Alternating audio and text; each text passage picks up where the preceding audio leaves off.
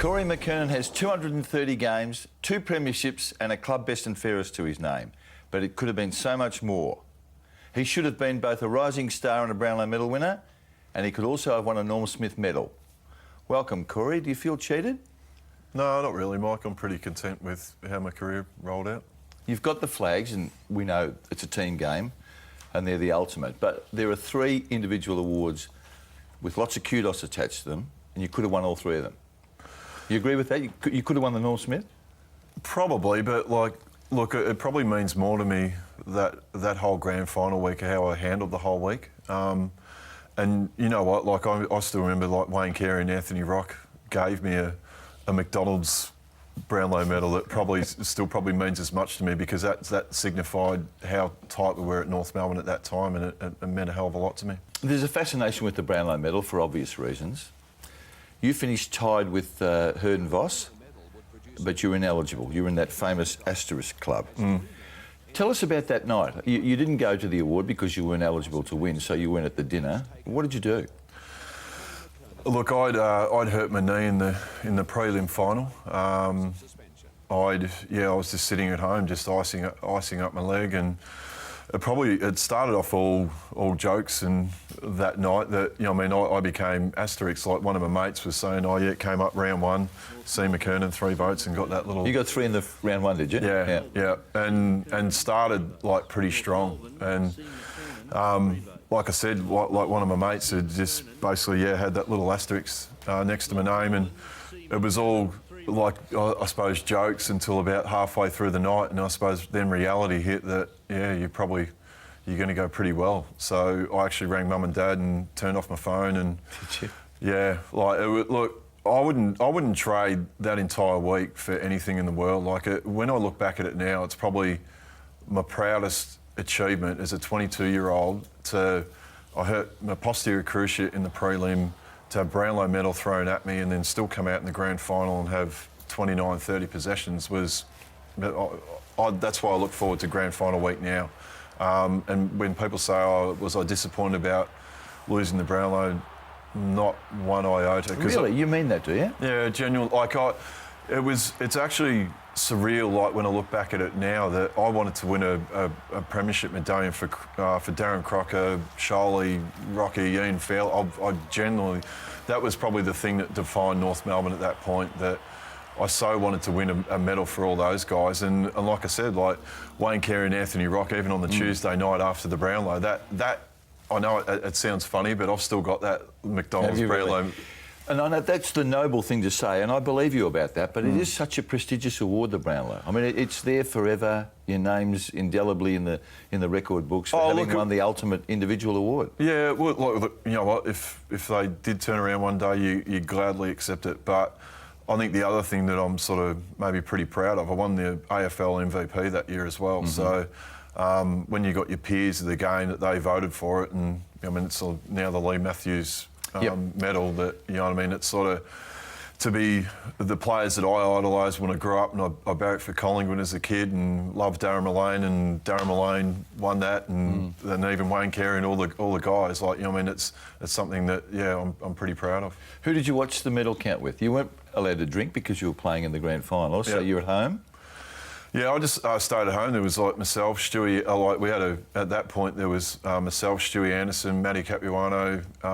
There's about 5 or 6 of us that watched it at home, and it was even when I rang Mum and Dad and said, "Look, I'm going to turn my phone off," and obviously the media and stuff started coming around, but I still remember, even after it was all said and done, I remember getting in the car and I went for a drive and I sort of listened to all the messages, and there were some pretty funny messages on there, when you had mates from school and people just leaving drunk messages on the phone.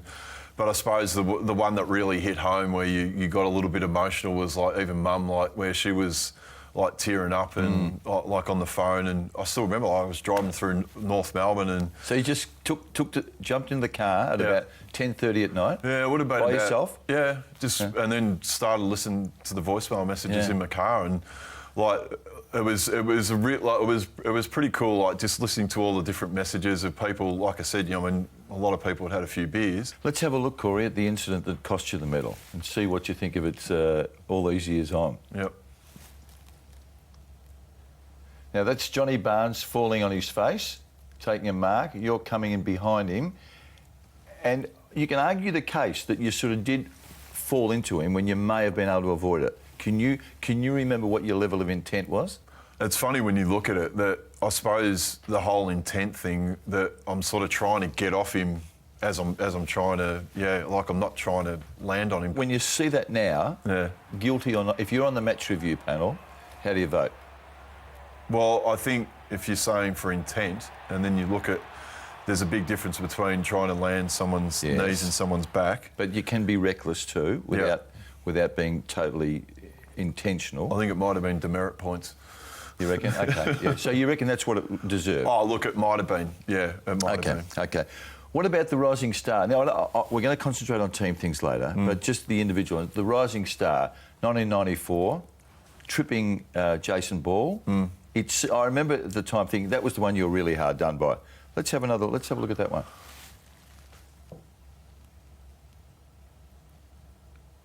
Well, I think that one's funny because they actually changed the rule, I think, the following year. They did. That tripping by hand was no longer an offence. So. You should not lose an award for that. Oh, you were younger then. Were you more impressionable? Did that hurt you that you'd been denied this award at such a young age? I think, look, when it comes to all those awards, I don't know, I think it may have helped my career ultimately that I was someone that trained and prepared as well as anyone. Like, me being retired sits pretty well with me, that I knew that I'd fired all my shots.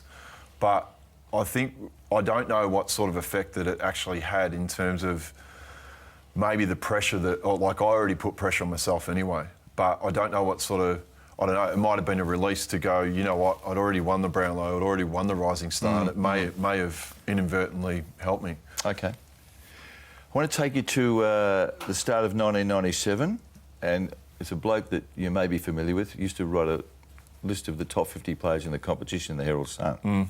The start of 1997, here are the top 5. Carey, Hurd, McKernan, Lockett, Richardson. It's a pretty illustrious company, isn't it? Yeah, it's pretty cool. You were flying then, weren't you? I mean, it had happened so quickly for you. Those 3 seasons, 94 through 96, you were like Halley's Comet. You just burst onto the scene and you're a massive name in the game. Did you think that you were... Was that the peak? Look, in 96, in our club best and fairest, I only finished 3rd. Yeah. So it was really weird. I still remember having the conversation with Dennis in 97, and it was early in the season. Wayne had gone down and I think we'd had a few injuries, and I still remember Dennis going, well, look, if you don't win the best and fairest, there's something wrong. And I remember walking out of that meeting going, hang on, I only finished 3rd the year before, I won the MVP, I've done all these things, and I was already someone that put pressure on myself anyway, and then going, hang on, well, the club only rates me 3rd the year before, how the hell am I going to... How am I going to win the best and fairest this year? So I don't know what sort of effect all that sort of stuff had on me. Should you have won the best and fairest in 96? No, I'm by no stretch of the... Yeah, well, I mean, you're the best player in the competition and you're proud of that because your peers have regarded you as the MVP, yet you finished 3rd in your own club award. Oh, look, it was just... I think it was more the latter that I was saying. I think going into the next year, going, hang on, well, I only finished 3rd. I'm not saying that I should have won it, but I'm just saying, hang on, well, I only finished 3rd in my own club's award, and yet I've got my own peers in the competition saying, you're pretty much the best player in the competition, but where do I sit in the scheme of things? Did you think in your own heart that you ranked alongside the Duck at that time, at the end of 96? Do you think you was... The same. I probably did. No, look, I never ever probably thought of myself as in the same category as Wayne Carey. When it came to finals performances and doing things in the finals, even running back with the fly of the ball and doing those sorts of things, which I tried to do on occasions. I just looked at it wasn't hard. You looked at what Wayne Carey did. But there were times you probably felt like you had a glimpse of maybe what he does, but he was, as you know, he was the best. In terms of, and look, I think with Wayne, the thing that's undervalued is how he prepared himself for a game of footy and the effect that he had on us. I know, people mentioned, okay, well, we had a culture at North Melbourne where we trained hard and we played hard.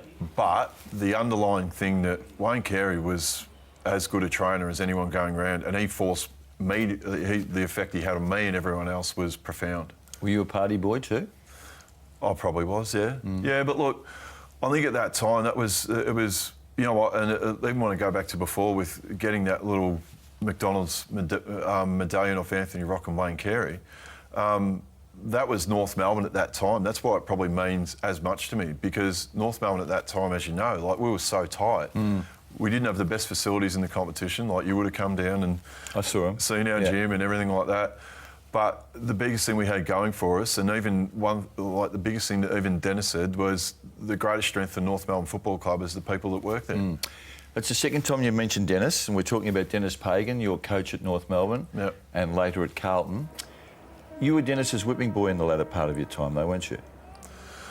Oh, look, I wouldn't say whipping boy, but like I said, I think it was this inadvertently, probably just sometimes the pressure. I don't know. I think it was just maybe sometimes the pressure that was probably put on me. I don't know. Yeah, that was probably the biggest thing.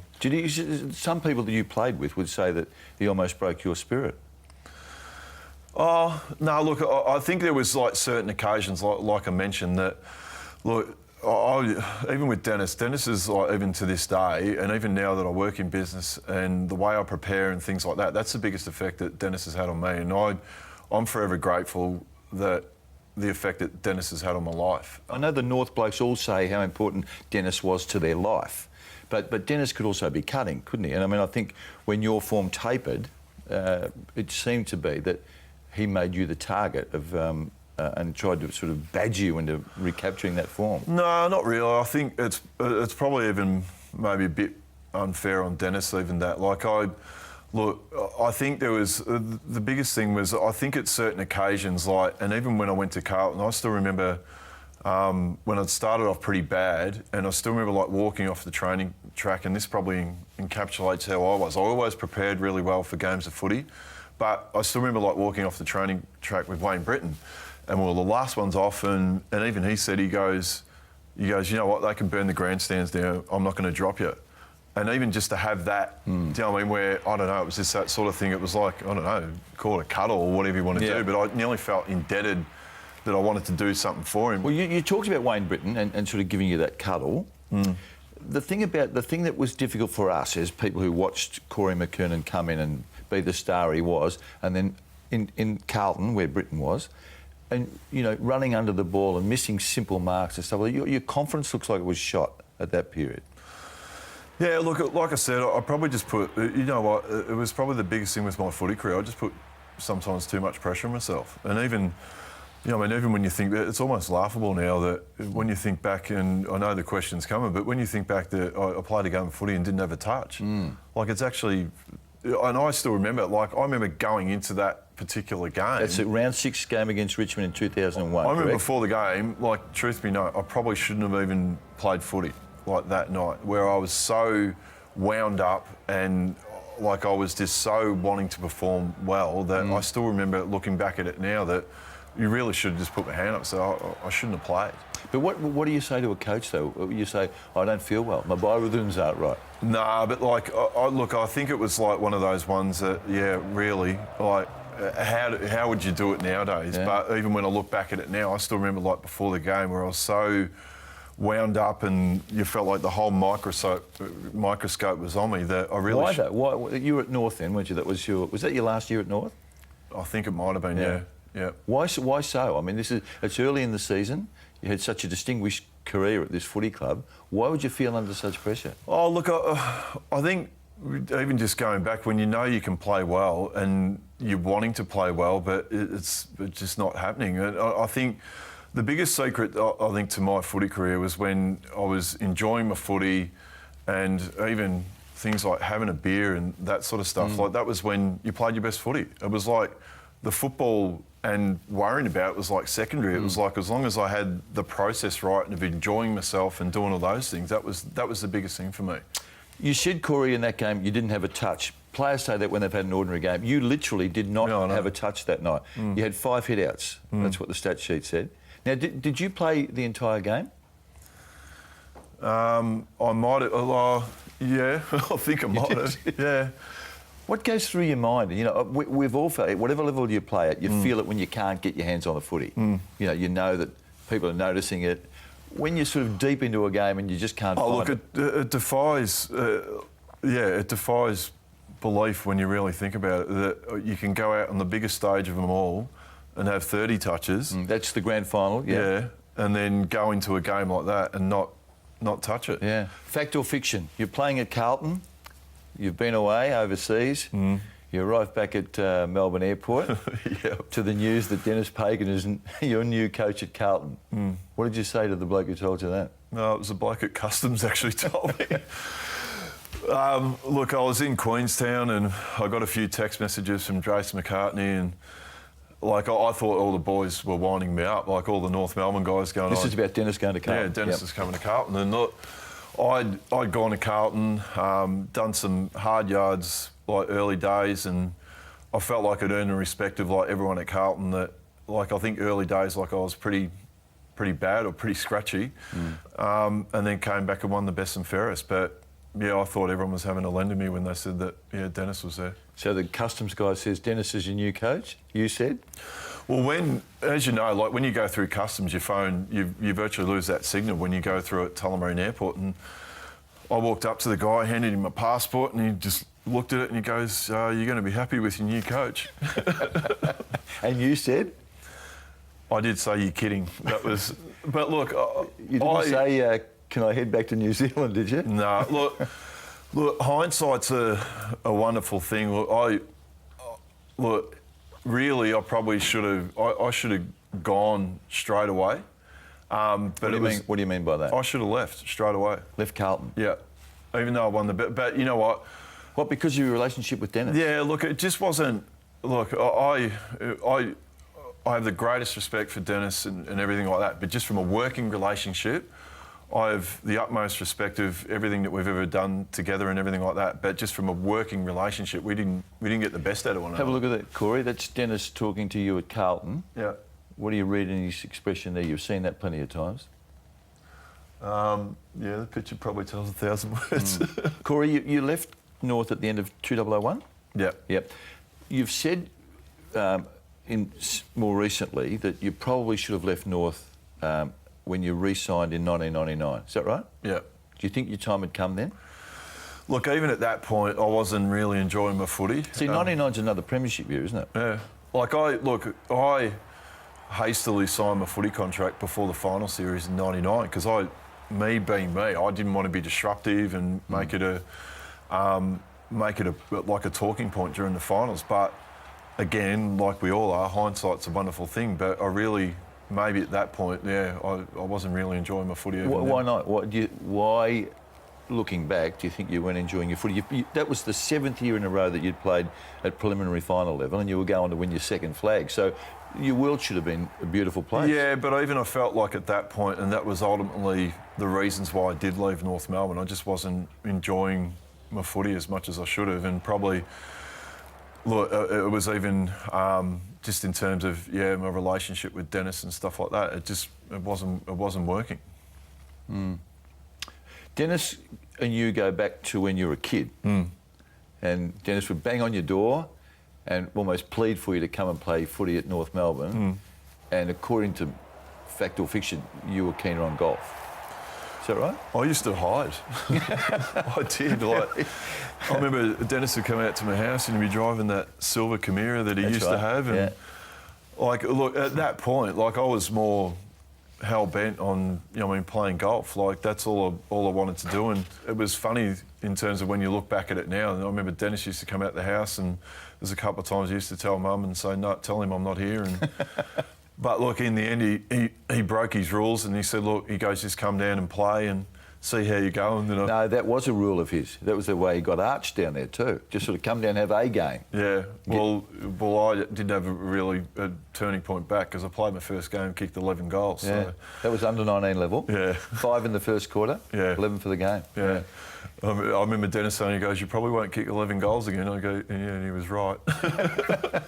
That's a fairly tall target. How good were you at golf? Look, I think, I was good enough. I think it was just me and my personality that if I had have done either, I think it would have been all right. How far could you smack it? I think the longest drive ever hit, I remember playing with Wayne Carey and Mick Martin. Isn't that it's not exactly your dream foursome that you're going to play. We were playing in Las Vegas, so I think it was like 96. I remember we had a par 5 there, and it was 550 yards this par 5, and I had 100 yards to the hole after the tee shot. You sure about that? Yeah. Did you step it out? Well, I hit wedge into the hole, so... Must be the rarefied air, was it? I think it was. That's it. Look, I think, I'm not exactly short, so, yeah. You left North Melbourne after 2001. And there was a period in which sort of the club looked like it imploded. That was when the Wayne Carey, Anthony Stevens business erupted. Did that hurt you when you're out of the place, but it's still your home spiritually, and all the damage that was done at that time? Oh, it was.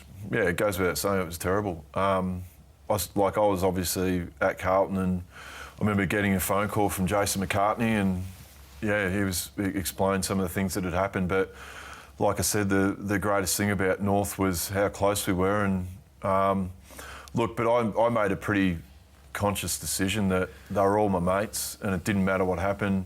They were always going to be my mates, and I'm still mates with both the guys concerned.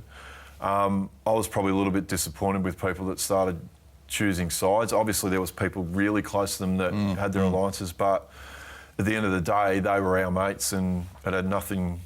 What happened it had nothing to do with me in a way. Like, I just felt like, you know what, they're your mates, and let them do it. But it was obviously. Look, it was a really bad time. You went back to North, Corey, 2004. Was it the right decision? You played, I think, 14 or 15 games that year. Yeah, look, I think when you think about it psychologically, I think it took a lot out of me that year in 2003. I think, again, hindsight's a wonderful thing. I should have just retired. Like, I should retired before 2003? No, I should have just finished it at the end of 2003. Yeah. Even though I went back to North, it really, from a psychological point of view, just took a hell of a lot out of me. But it was probably the right way to round it off, was it not? I think it was, yeah. But look, I again still trained and prepared and everything like that, and did. I obviously tried to do the right thing. But I think psychologically, it did take a lot out of me that 2003 year. I've heard you talk before about the '96 grand final and a passage of play late in the second quarter when it's slipping away from North. And that was when you sort of seemed to turn up the intensity. And tell us about the significance of that moment. Look, I think we'd only just kicked a goal just before that, going back to a centre bounce. And it's like, I can nearly think about it at any time going round. I saw it on TV the other day, and I can get it, and even now it gives you goosebumps. And it's my favourite passage of play. So take us through it. Well, it was a centre bounce. You're in the ruck? In the ruck. Like, basically hit it, punched it forward, chased after it. I think Arch gets the ball, it spills up in the air, then I chase after it, smash the ball on, and then it goes forward, and then Glenn Freeborn picks it up and it goes for a goal. But I think it was just the significance of the whole passage of play, that it wasn't a clean possession. It was just that whole knock it on, surge it on philosophy that Dennis had. That, and I think at that point, that's when... I think even for me, it signified too in that game that in the first quarter I was a bit scratchy because of my knee, and then it really signified for me too that I was back, and I was back in a big way. I don't mean to open up old wounds for Swan supporters, but Paul Kelly's got the footy. Tony Lockett's coming at him. I think the Swans are about 35 points up, and Kelly misses with the kick. Had that passage of play ended in a Sydney goal? How do you think things would have transpired from there? Yeah, I don't know. You were in trouble, weren't you? Oh, we're in trouble. Like, I remember going into quarter time, and no disrespect to Troy Luff, but I remember going into quarter time and going... And now you're going to disrespect him. Yeah. No, but I'm going, hang on, well, we've got Paul Kelly, we've got Plugger. We're not going to get beaten by either of those two. We're going to get beaten by Troy Luff. And I think, look, he kicked a couple of goals in the first quarter, and I remember going into into the quarter-time huddle where it was one of those times where I was actually, I don't know, it was a bit surreal when I look back at it now, where you have a real good talking to yourself and you go, you know what, Corey, if you don't play well today, you get remembered for this forever. And it was, I don't know, and I think that's why I love grand final day. Like, I actually love, like, I get to do a lot of sports events with my company and things like that, but the grand final day and even our first 15 minutes of the grand final is the best in world sport. There is nothing like it. Like, it's not like any other game where it builds up at the start and then it just dies off. As you know, grand final day and that first 50, the game builds up to a crescendo and it's like it stays like that for 15, 20 minutes. So you just, look, you really love the memories of grand final day and being able to perform on the biggest stage. Corey, let me ask you about an unofficial organisation called the Asterisk Club. Do you have a function at your pub on Brownlow Medal night called the Asterisk Club? Look, the reason why I came up with it, look, Dave Rogers and the job he does with Challenge Kids with Cancer. So yeah, I mean, come up with something. If they ever do decide to give me the Brownlow one day, I might have to cancel it. So, but look, it was probably just more out of the fact that like Dave Rogers does such a fantastic job with kids with cancer that I wanted to do something and make a night of it. Corey, we love watching you play. There's no doubt about that. I mean, you were a hero for lots of us for several years, particularly in the mid-90s. It's been great trawling through your career and good luck for the future. Thanks, mate. Thanks, mate.